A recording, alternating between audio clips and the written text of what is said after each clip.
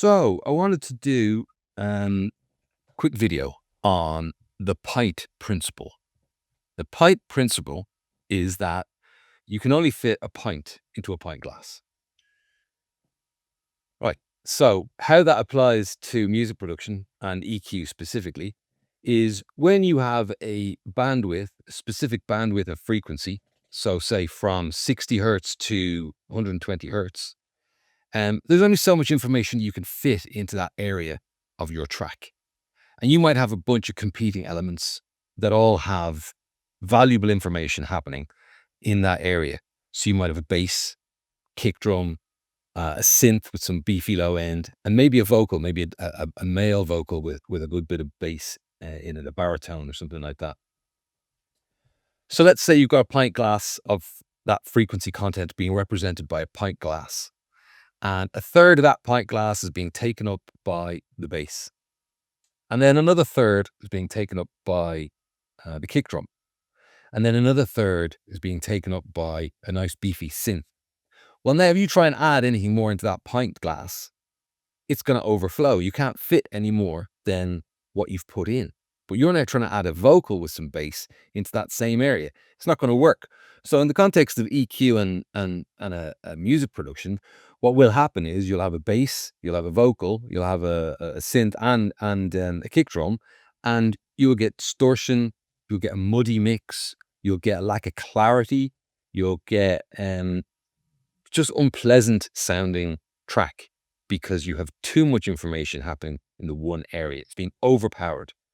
So the principle of the pint glass is that once you fill the pint glass up, the only way you're going to get any more liquid in there is if you take some out. So in order to fit that male vocal in, well, you're going to have to decide, well, do I take some out of the bass? Do I take some out of the kick drum? Do I take some out of the synth? Something's got to make room for the vocal. So how this works in a track is that it's similar to the principle of film editing, where film editors slightly pretentiously say that when you're editing film, you're killing your babies, that you have to sometimes throw away some of the best stuff you've ever done because it doesn't fit with the film, either in the time limit that you've got or in just the flow of the piece of film that you're making. So you have to kill some of your babies. You have to take some of your favorite things that you've brought into the world and discard them onto the floor, and they won't ever be seen because you have this finite space, whether it's to do with, as I say, the length of the film or the pacing of the scenes or whatever it might be. So the same principle applies here. We now have to kill some of our babies. So if you've got the most amazing low-end heavy synth, and you've also got this brilliant bass and an awesome kick, but they're all active around the 80 to 100 hertz. Well, something's got to go. So maybe you're going to shave off some of the low end of the synth. And now on its own, it doesn't sound as good. But in the mix, your mix is cleaner. Your mix is heavier. It's more powerful. It's more impactful. It's more dynamic because you've made space in the pint glass for all of the elements. And usually this principle will apply to everything. So everything gets a little bit shaved off. Your kick might have to lose some of its low end if you want the bass to take up the low end, or vice versa. If you want your kick to be the heaviest, lowest, deepest thing in the track, then your bass is going to have to be cut off a little bit. So look, that's the principle. Here's an example of it working with a bass and a kick drum and a synth. And it'll be a bit easier to understand when you see how it actually works. Okay, so we have a bass synth, we have a kick drum, and we have a lead synth. And the lead synth has quite a lot of low frequency content. So let's have a listen to that first.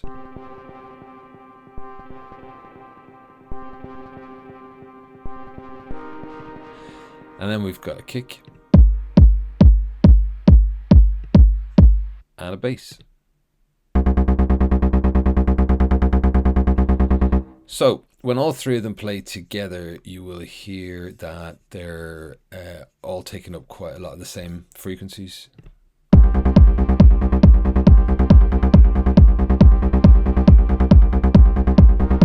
So in the Pint Principle, we're going to have to decide what's getting what. Now, this kind of vibe that this track is kind of beginnings of a minimal techno type of thing.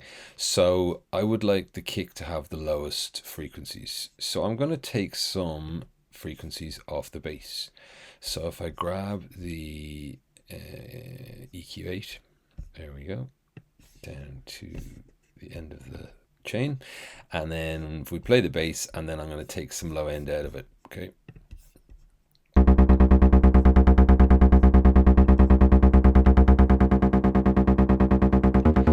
Now, it still sounds like a bass, but it's lost this sort of weighty, heavy end here. So let's turn it off, play them together, and then I'll turn back on this EQ, and then we're going to carve something out of the kick too to make that better. So let's turn that off. Let's play the two of them together. You can already hear that the kick sounds more powerful than when the bass is taken up the low end. And then we cut it, and the kick is clearer already. But now the next thing I want to do is I want to take some of the bass frequency, which is around here. So this sort of 100 to 200 hertz area, maybe even 80 to 200 area is where I want the bass to be active. So I'm going to take a little bit of that out of the kick.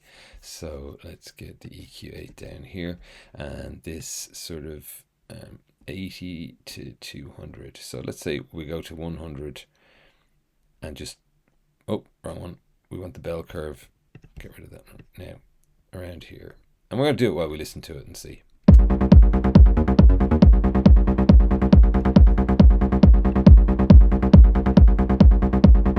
Let's listen to the bass on its own, or say the kick on its own, and hear what it does. I mean, it doesn't sound like it does much damage to how the kick sounds on its own, but when we put it together with the bass,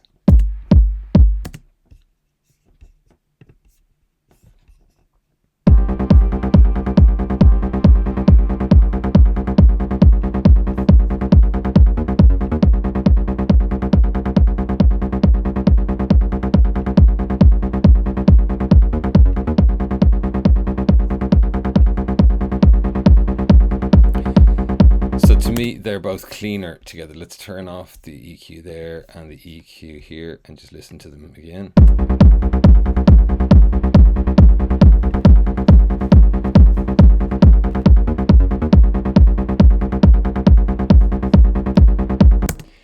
Now let's play the lead synth with them.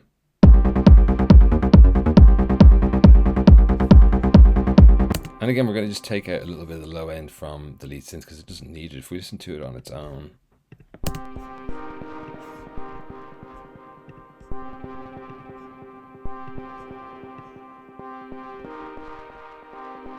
So we can take that much low end out and it doesn't really sound any different. But you'll hear in the mix.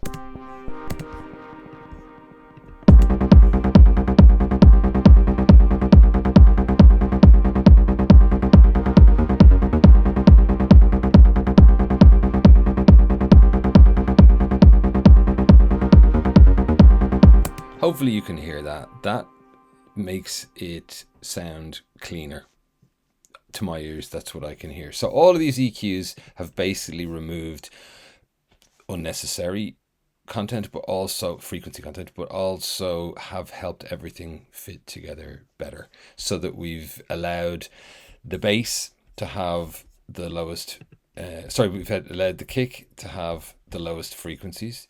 We've removed a little bit of this 80 to 200 area dip for the most energy of the bass and taken out this bit so the kick can have it.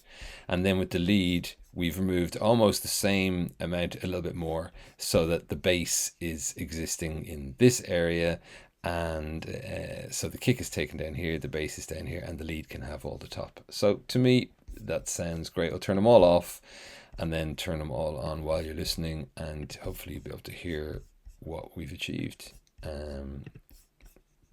off there. Okay.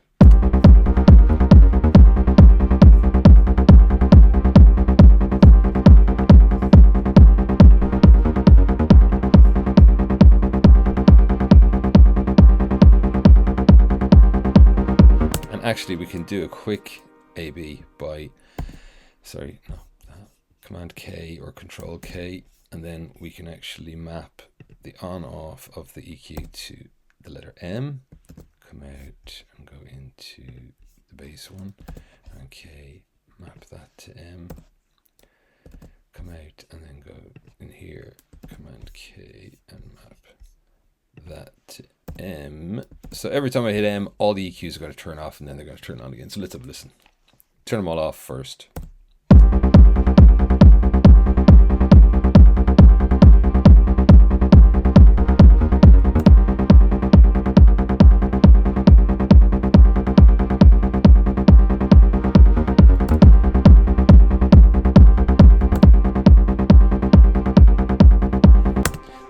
Now you'll notice it sounds a little bit quieter, but we can just turn everything up. If it's just a volume issue, what it has done is it's cleaned up the whole track. So we can now turn everything up louder and get more power and more clarity out of our track. Okay, there you go. So as you can see there, you have these three elements that all sound great on their own, but when you put them together, they don't sound great. They sound muddy and they sound flat. And by carving out space for the best of each element, by carving out bits of the others, you hopefully find some happy medium where you're now fitting all of the liquid that you want into your pint glass, and it's not overflowing and it's not causing problems and it's not making a mess. It's it all fits. And this can apply to all the frequency ranges, not just the low end. If you've got, for example, a vocal, an acoustic guitar, a melodic synth, and maybe even some, bongos or some mid-rangey percussion elements, same principle applies.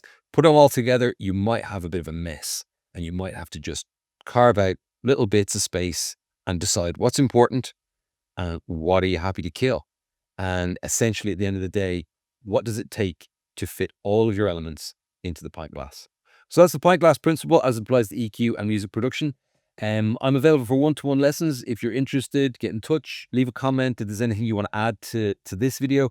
But I do Zoom lessons, so it doesn't matter where you are in the world, or if you're in Dublin, I do in-person stuff too. So get in touch and let me know if there's anything else you want me to cover in other videos, or if you want to get in touch for lessons, then drop me a message.